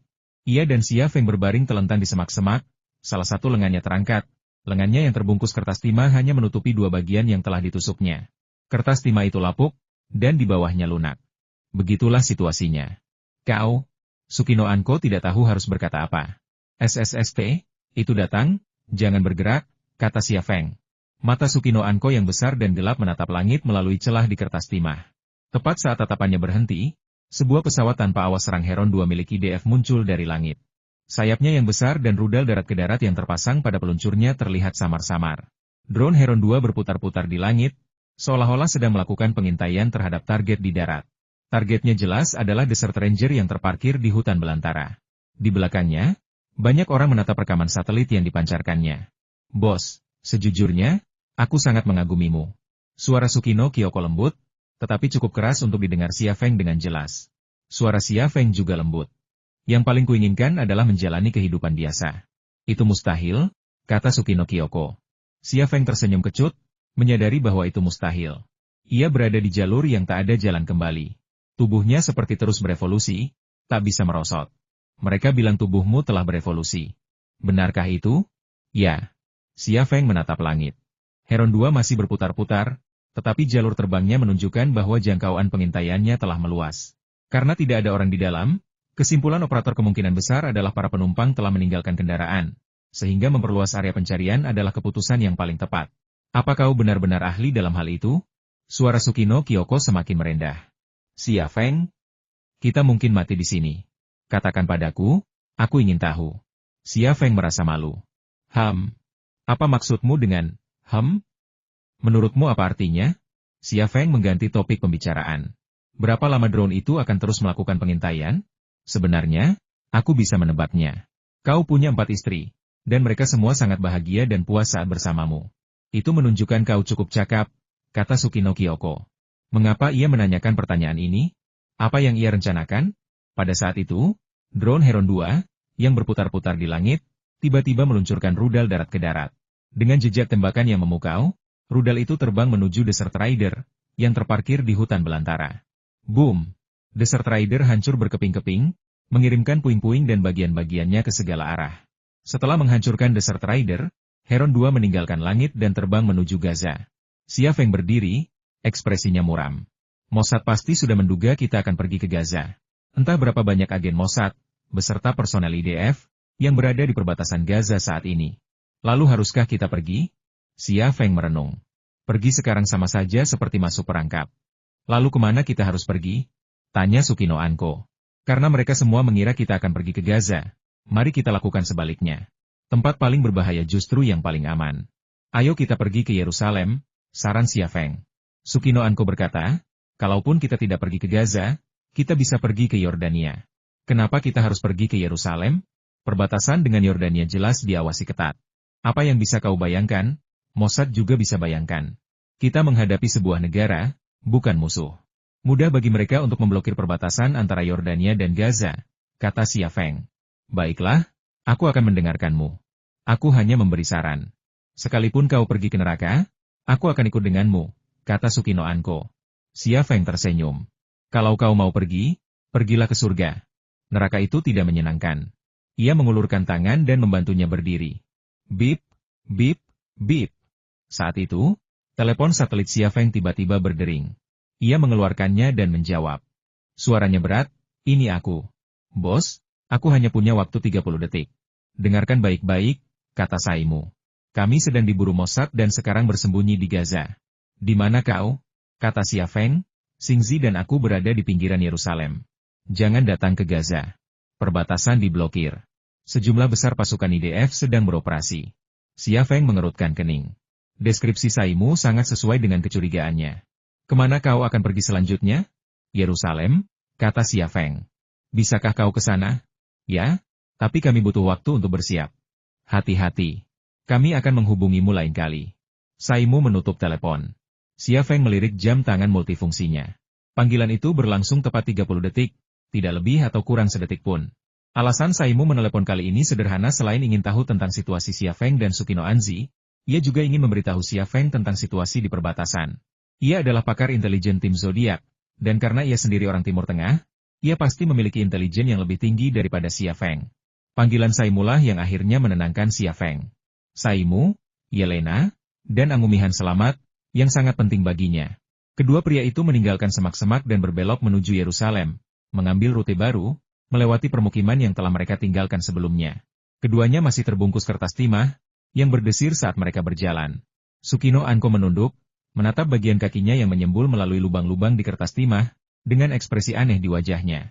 Pikirannya bukan tentang pergi ke Yerusalem, melainkan membayangkan sosok yang mencengkeramnya dan menariknya keluar dari kertas timah. Xia Feng juga memikirkan hal-hal lain. Satu-satunya makam prasejarah ditemukan di bawah gereja makam suci, dan piramida yang dibangun Yi sebelum kematiannya juga ditemukan di pinggiran Yerusalem. Dan pertempuran prasejarah yang menentukan antara Yi dan Zhu Xuanyue juga terjadi di Yerusalem. Bagaimana mungkin aku bisa mengabaikan keberadaan Israel? Apa peran Israel dalam rangkaian peristiwa ini? Ya, perhatiannya selalu tertuju pada Amerika Serikat dan FA, tidak pernah pada Israel. Kini, Israel telah menjadi perhatiannya. Namun ia tahu ini bukan hal yang baik. Jika ia harus memilih antara CIA dan Mossad, ia akan memilih CIA. Kau harus tahu bahwa gaya Mossad itu unik di dunia. Moto mereka adalah jika musuh ingin membunuhmu, kau harus membunuh mereka terlebih dahulu. Bos, bolehkah aku melepas kertas timahnya? Berdering terus. Suara Sukino Anko membuyarkan lamunan Xia Feng. Xia Feng berkata, tidak, simpan saja. Mossad tidak akan hanya mengirim satu drone. Sukino Anko mengangkat bahu, dan bagian tubuhnya yang muncul dari lubang kertas timah bergetar. Fajar belum tiba, dan bumi serta langit telah memasuki masa tergelapnya. Di jalan raya menuju Yerusalem, belasan tentara IDF bersenjata sedang memeriksa kendaraan dan pejalan kaki. Mereka memiliki foto dua pria Asia, tetapi mereka adalah dua wajah yang tidak ada. Bahkan sistem intelijen Mossad tidak dapat mengidentifikasi mereka. Kedua, pria Asia dalam foto itu adalah Xia Feng dan Sukino Anko, yang dicari di seluruh Israel. Saat itu, Xia Feng dan Sukino Anko kebetulan berada di dekat tim inspeksi sementara ini. Sungguh buang-buang sumber daya. Hanya untuk menangkap beberapa orang yang tidak ada. Siapa yang memberi perintah?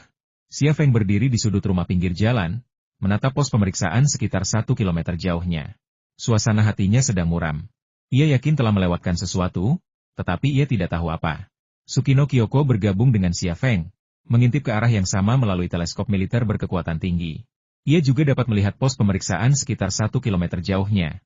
Tetapi sayangnya, ia hanya dapat melihat cahaya dan sosok yang samar tidak ada yang jelas.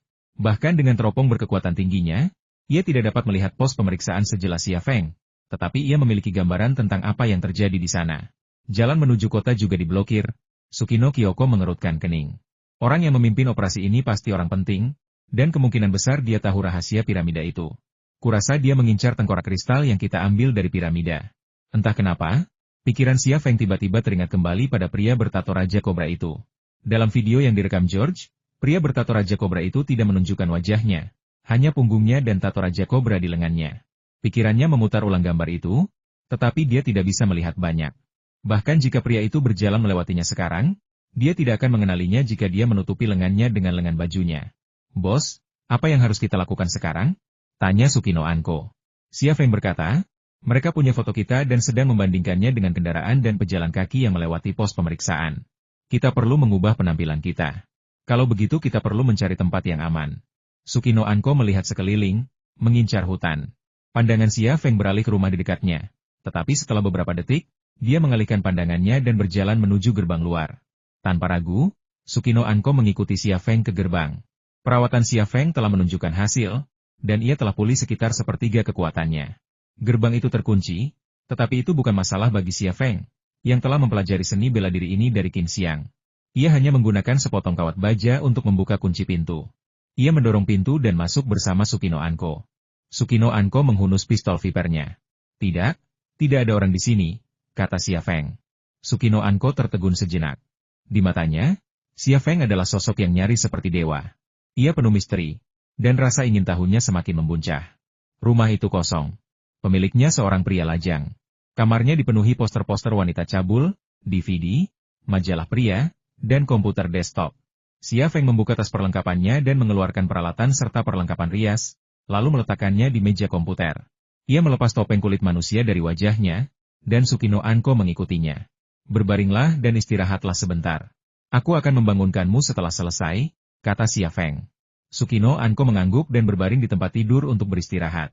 Ia sudah lemah, dan setelah malam yang panjang dan perjalanan yang begitu jauh, ia kelelahan. Xia Feng mengubah dua topeng kulit manusia itu menjadi dua wajah orang India. Orang India memiliki warna kulit yang sama dengan orang Asia, terkadang bahkan sedikit lebih kuning. Itulah sebabnya ia mengubah dua topeng kulit manusia itu menjadi wajah orang India. Setelah menyelesaikan topeng-topeng itu, Xia Feng tidak terburu-buru membangunkan Sukino Kyoko. Ia malah membuka komputer pemilik rumah. Komputer itu tidak memiliki perlindungan sama sekali, dan konfigurasinya rendah, jauh lebih lemah daripada komputer peretasnya. Namun, bahkan komputer biasa, ketika digabungkan dengan otaknya, dapat melakukan tugas peretasan yang sama. Sekitar 10 menit kemudian, Xia Feng memasuki sistem transportasi Yerusalem, dan rekaman pengawasan jalan yang ia minta muncul di monitor komputer. Jalan-jalan utama Yerusalem ditandai oleh pos-pos pemeriksaan, yang dijaga oleh tentara IDF bersenjata. Namun, tak seorang pun bisa benar-benar mengepung sebuah kota, dan beberapa daerah terpencil tidak memiliki pos pemeriksaan IDF, sehingga akses ke Yerusalem menjadi mudah. Selama proses ini, Xia Feng telah memetakan rute aman dalam benaknya. Dengan rute aman ini, ia dapat membangunkan Sukino Kyoko, membawanya ke Yerusalem, lalu mencari tempat untuk menunggu Saim, Yelena, dan Angumihan menemuinya. Setelah menemukan rute aman yang dibutuhkannya, rekaman pengawasan Xia Feng beralih ke Bandara Tel Aviv. Bukannya ia ingin terbang meninggalkan Israel, ia hanya ingin memeriksa keamanan bandara. Rekaman pengawasan dari Bandara Tel Aviv dengan cepat muncul di monitor komputernya. Di luar bandara, sejumlah besar tentara IDF berpatroli, dengan tekun menjaga posisi mereka bahkan saat fajar. Situasi yang sama terjadi di aula terminal, di mana semua orang yang menunggu penerbangan diawasi oleh polisi dan tentara. Israel bahkan mengerahkan anjing pemburu, menggunakannya untuk mengendus jantung penumpang. Anjing-anjing itu akan memberitahu mereka tentang keberadaan senjata dan amunisi. Apakah Presiden Israel yang memberi perintah? Ini keterlaluan. Xia Feng tersenyum kecut. Ia sangat ingin tahu bagaimana masalah ini bisa meningkat sedramatis itu, tetapi ia tidak tahu. Saat itu, beberapa orang tiba-tiba muncul dari pos pemeriksaan keamanan dan memasuki ruang kedatangan. Mereka termasuk orang Meksiko, Asia, dan Eropa kelompok kecil namun beragam. Namun, rekaman CCTV tidak cukup jelas untuk melihat wajah mereka secara detail. Tidak ada penerbangan ke Bandara Tel Aviv saat ini. Orang-orang yang keluar dari bandara saat ini pasti datang dengan pesawat khusus. Siapa yang akan terbang ke Tel Aviv dengan pesawat khusus saat ini? Xia Feng, penasaran, memperbesar rekaman pengawasan. Rekaman yang diperbesar itu tidak beresolusi tinggi, tetapi fitur wajah orang-orang terlihat jelas. Tatapan Xia Feng jatuh pada satu wajah dan ia membeku. Pria yang ia incar adalah seorang pria kulit putih tua, kurus kering namun energik, seperti pisau usang. Pria kulit putih tua ini adalah Augusman, instruktur utama pasukan khusus. Tatapan Xia Feng kemudian beralih ke wajah di sebelah Augusman wajah Asia, dan pria itu tak lain adalah Yan Evo, penasihat militer pasukan khusus. Kembali di Amerika Serikat, Augusman dan Yan Evo telah memimpin para pembunuh bayaran elit pasukan khusus untuk mengejarnya dari Washington, D.C., hingga perbatasan Meksiko. Kemudian, ia menggunakan Predator B-nya untuk menyerang konvoi yang mengejarnya di pertanian. Saat itu, ia berasumsi semua orang di kapal sudah tewas, termasuk Augusman dan Yan Evo. Kemudian, ketika Silita muncul dalam upaya pembunuhan di Kyoto, Xia Feng mulai curiga bahwa keduanya masih hidup. Ia ingin menjaga Silita tetap hidup. Salah satu tujuannya adalah untuk menanyainya tentang Augusman dan Yan Fu. Namun, Silita meledakkan dirinya sendiri, meninggalkan Augusman dan Yan Fu muncul kembali di hadapannya. Mengapa seseorang dari FA ada di sini? Dan seseorang yang berpengaruh seperti Augusman dan Yan Fu? Mungkinkah FA juga mengetahui rahasia tengkorak kristal? Jika begitu banyak orang yang mengetahui rahasia tengkorak kristal, mengapa mereka menyegel pintu masuk piramida selama bertahun-tahun alih-alih mencoba membukanya? Xia Feng bingung. Memang, jika seseorang dari FA mengetahui rahasia tengkorak kristal, mengingat gaya mereka, mereka akan melakukannya bahkan jika membuka piramida itu akan menyebabkannya runtuh, menghancurkan semua orang di dalamnya. Jika FA tahu, bukankah CIA yang lebih berkuasa pun tidak akan menyadarinya? Jika CIA tahu, mengingat kekuatan Amerika Serikat, mereka pasti akan mengambil tengkorak kristal bahkan jika itu berarti menghancurkan seluruh piramida. Oleh karena itu, kedua kemungkinan itu sangat kecil, dan kemungkinan yang terakhir sangat kecil. Namun, bahkan setelah mengesampingkan kemungkinan bahwa Letnan Jenderal mengetahui tengkorak kristal tersebut, Xia Feng tidak dapat memahami mengapa Augusman dan Yan Fu datang ke Israel pada saat kritis ini. Dalam rekaman CCTV, beberapa anggota Letnan Jenderal dihentikan oleh tentara IDF. Seekor anjing pengendali huru-hara menggonggong ke arah Augusman, tampak cukup agresif. Namun, gonggongan itu sama sekali tidak terdengar dalam rekaman CCTV. Tatapan Xia Feng beralih ke rekaman CCTV, menggunakan pembacaan bibir untuk mengartikan percakapan yang akan segera dimulai. Seorang letnan berbicara dalam bahasa Inggris, meminta Augusman dan yang lainnya untuk menunjukkan kartu identitas mereka dan mengizinkan penggeledahan tubuh. Augusman tetap diam, tetapi Yan Fu bertanya. Letnan itu menjawab bahwa ia curiga mereka membawa senjata. Yan Fu berhenti berbicara dengan letnan Israel itu, mengeluarkan ponselnya, dan menelepon. Tatapan Xia Feng terkunci pada bibir Yan Fu. Mengartikan kata-katanya, kami di sini. Ada masalah di bandara. Tolong beritahu orang-orangmu. Ia kemudian menyerahkan telepon kepada letnan. Letnan itu menerima telepon yang diberikan Yan Evo. Halo? Ya? Ya? Baiklah.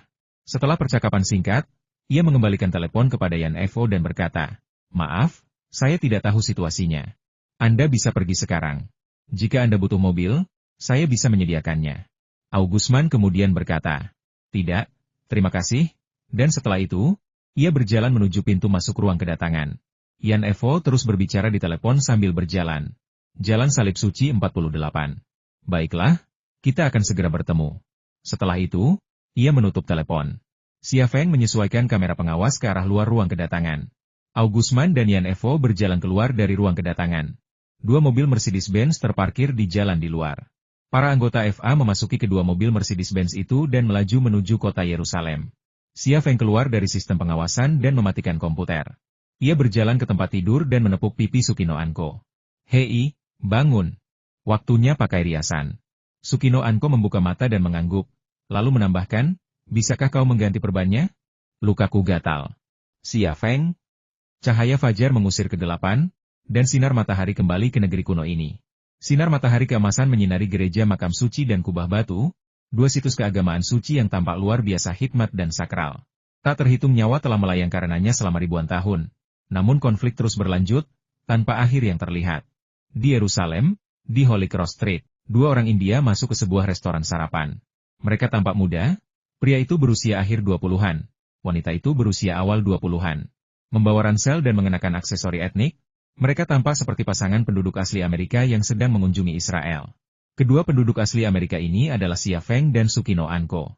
Kombinasi topeng kulit manusia dan riasan magis membuat Xia Feng sulit mengenali dirinya sendiri, apalagi mereka yang ingin menangkapnya. Keduanya duduk di meja dekat jendela. Xia Feng memesan makanannya lalu memandang keluar jendela ke arah jalan. Nomor 48 Saint Troy Street berada tepat di seberang jalan. Rumah itu sangat tua yang tampak berusia berabad-abad. Dibangun terutama dari batu, rumah itu memiliki 3 lantai, dengan 2 sisi memanjang ke depan, membentuk bentuk cekung. Rumah ini mungkin merupakan kediaman seorang ksatria atau bangsawan selama Perang Salib, dan gayanya juga menyerupai arsitektur abad pertengahan Prancis. Siapa pemilik rumah ini sekarang? Dua tentara Israel bersenjata yang berdiri di pintu sudah memberikan jawabannya. Pemerintah Israel adalah pemilik rumah kuno ini saat ini. Kehadiran tentara bersenjata di gerbang menunjukkan bahwa tempat ini bukan tempat biasa. Namun, Xia Feng tidak melihat tanda-tanda seperti kantor Jerusalem Saint Troy Street atau Komite Lingkungan Jerusalem Saint Troy Street. Seandainya Saimu ada di sini, dia pasti tahu seperti apa tempat ini, pikir Xia Feng dalam hati. Ia menantikan Saimu, Yelena, dan Angumihan bergabung dengannya.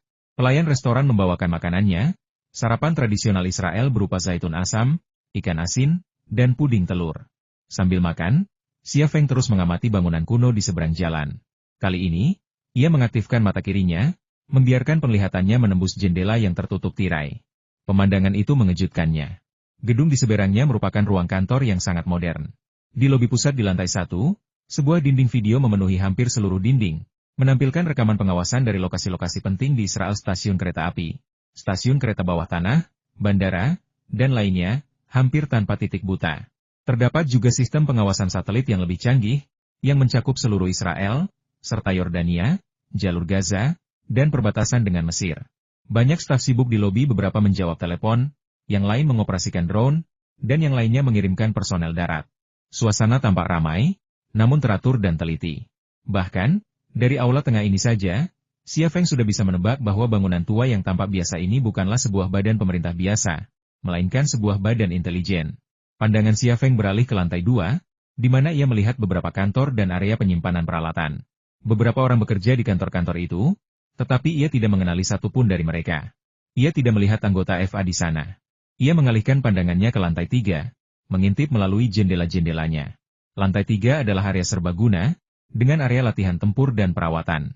Beberapa orang berlatih keterampilan tempur, sementara yang lain menerima perawatan. Setelah mengamati semua jendela yang terlihat di lantai 3, Xia Feng masih tidak dapat menemukan satupun anggota FA. Ia mengalihkan pandangannya. Ia tidak dapat melihat menembus dinding batu tebal dan tanah untuk melihat apa yang terjadi di bawah tanah. Tetapi dengan area sekecil itu, pasti ada ruang bawah tanah. Mungkinkah ini markas Mossad? Atau mungkin markas cabang yang sangat penting? Siapa yang akan ditemui anggota FA di sini? Xia Feng bingung. FA sekarang pada dasarnya menjadi pion Amerika Serikat. Datang ke Israel dengan dalih seperti itu dan bertemu dengan personel Mossad bukanlah masalah. Namun masalahnya, Yan Fu dan Augusman yang datang ke Israel adalah tokoh penting dalam organisasi FA. Apa tujuan mereka datang ke Israel? Xia Feng tentu saja berpikir bahwa mereka di sini untuk membunuhnya. Tetapi ide ini segera dihapusnya karena ia sudah mati. Ia dibunuh oleh Liu Dun di Tiongkok, dan pemakamannya diadakan di Tiongkok, dengan seluruh negeri berduka. Tingkat drama ini begitu tinggi. Bagaimana mungkin orang-orang dari organisasi FA mencurigai bahwa ia masih hidup dan mengejarnya ke Israel? Bahkan, ia merahasiakan perjalanannya ke Israel dari Liang Xiao, Long Bing, dan 3 orang lainnya. Para wanitanya tidak tahu. Jadi bagaimana mungkin orang-orang dari organisasi FA tahu? Pasti ada alasan lain. Apa-apaan ini? Menjijikan sekali. Sukino Anzi meludahkan zaitun asam. Ia begitu masam hingga air matanya hampir jatuh. Ia mengamati bangunan kuno di seberang, tetapi ia tidak mendapatkan apa-apa.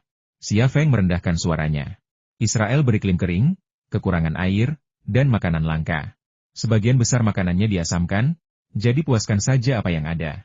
Setelah keluar dari sini, kau bisa makan apapun yang kau mau. Pastikan juga berkomunikasi dalam bahasa Inggris. Gedung di seberang jalan adalah tempat Mossad ditempatkan.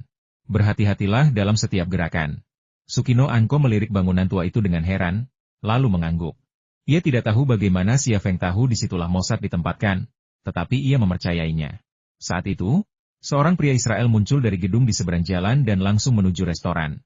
Tatapan Xia Feng beralih ke pria Israel itu, dan dalam hampir 2 detik, ia memeriksanya dengan saksama. Pria itu membawa pistol Desert Eagle dan kartu pas bertuliskan namanya, Harley. Ia menderita banyak luka, baik luka tembak maupun tusukan. Dilihat dari usianya yang menginjak 30-an, jelas ia adalah seorang prajurit pasukan khusus yang telah pensiun dan bergabung dengan Mossad. Sebagian besar mata-mata Mossad direkrut dari pensiunan pasukan khusus, veteran pertempuran yang tak terhitung jumlahnya, dan kaya akan pengalaman. Keahlian gabungan mereka terbukti setelah menerima pelatihan lanjutan di Mossad. Pepatah umum di dunia mata-mata adalah bahwa Mossad memiliki kemampuan paling hebat dalam pengumpulan intelijen, pembunuhan, dan pencurian, bahkan melampaui CIA Amerika, Mi-6 Inggris, dan FSB Rusia yang sama-sama terkenal. Karena itu, bahkan melihat seorang agen biasa pun membuat Xia Feng khawatir.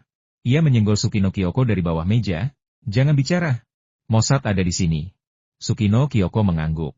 Ia tahu bahwa Harley, yang menyeberang jalan, bukanlah orang biasa. Ia punya caranya sendiri. Harley menyeberang jalan dan memasuki restoran. Seorang pelayan menyapanya dengan senyuman, "Tuan Harley, apakah ini sama seperti biasanya?" "Ya, sama seperti biasanya." Tatapan Harley menyapu seluruh restoran, berhenti di meja tempat Xia Feng dan Sukino Kyoko duduk. Xia Feng tidak menatapnya, menyendok puding telurnya. Ia terus menatap permukaan sendok baja tahan karat yang memantulkan cahaya, mengamati Harley melaluinya. Pelayan, sambil melihat ke arah dapur, berkata, "Sarapan Tuan Hart, seperti biasa zaitun asam dan roti keras." Harley mengalihkan pandangannya dari Xia Feng dan Sukino Anko. Jika Xia Feng mengaku sebagai yang terbaik kedua dalam penyamaran, maka tidak ada orang lain yang berani mengklaim tempat pertama. Ia bisa mengelabui pengawasan CIA, bahkan Hattori Mei yang licik, yang menyamar sebagai Liu Dun. Menipu agen Mossad pun tak akan jadi masalah. Dapur segera menyiapkan pesanan Harley zaitun asam dan roti keras, tetapi alih-alih disajikan di piring, pesanan itu disajikan dalam kotak kardus yang dibungkus kantong plastik. Harley mengambil makanan itu, membayar, dan membawanya keluar. Namun saat Harley melewati garis paralel, tatapan Xia Feng beralih ke punggungnya, seketika membangkitkan kewaspitaannya. Tatapannya menembus punggung Harley, mencapai perutnya. Dia melihat perutnya yang bergejolak berisi sosis, keju, dan wafel. Makanan yang terlihat jelas di dalamnya menandakan Harley baru saja selesai sarapan. Untuk apa dia membeli sarapan? Dan sarapannya sungguh buruk, zaitun murah dan roti keras. Pelayan itu sedang mengobrol dengan rekannya. Orang yang aneh. Dia membeli makanan yang sama setiap hari. Saya sudah bekerja di sini selama 3 tahun, dan dia datang setiap hari untuk makanan yang sama. Apa dia benar-benar tertarik pada zaitun dan roti keras?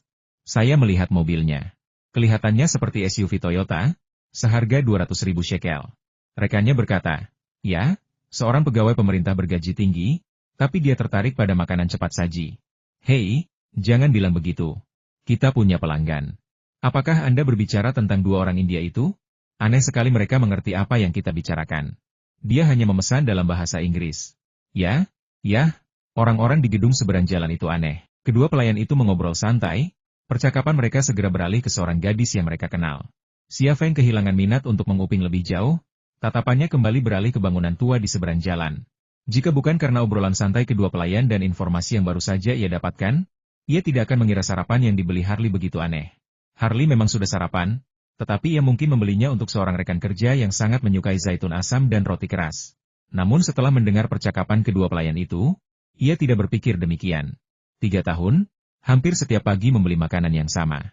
Bahkan jika Harley tidak memakannya sendiri, ia mungkin tidak punya rekan kerja sebejat itu, kan? Siapa yang mau makan junk food setiap hari? Pikiran Xia Feng tiba-tiba muncul di benaknya tahanan. Hanya tahanan yang mau makan junk food menjijikan, dan junk food yang sama setiap hari. Karena mereka tidak punya pilihan, karena itu adalah hukuman. Ketika kata kunci tahanan muncul di benaknya, pikiran Xia Feng tiba-tiba aktif. Pelayan muda itu mengatakan bahwa ia telah berada di sini selama 3 tahun, dan Harley telah membeli zaitun asam dan roti keras yang sama selama 3 tahun. Jadi, tahanan itu telah dipenjara selama lebih dari 3 tahun. Ia tidak diadili, dan ia tidak dijebloskan ke penjara. Sebaliknya, ia ditahan di markas Mossad atau pangkalan cabang. Siapa identitasnya?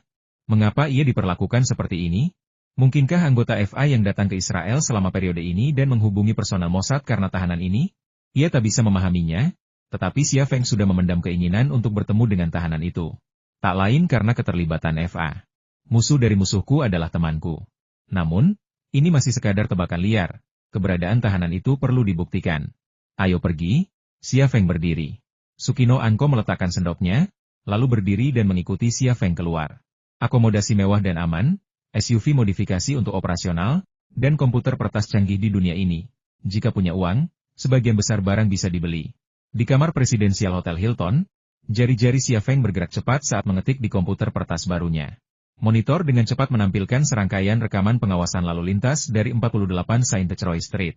Bangunan tua itu sunyi di malam hari, beberapa jendela menyala, tetapi tak seorang pun terlihat di baliknya. 2 prajurit pasukan khusus bersenjata berdiri di gerbang, tetapi mereka bukan lagi 2 orang yang sama seperti pagi itu. Mereka telah digantikan.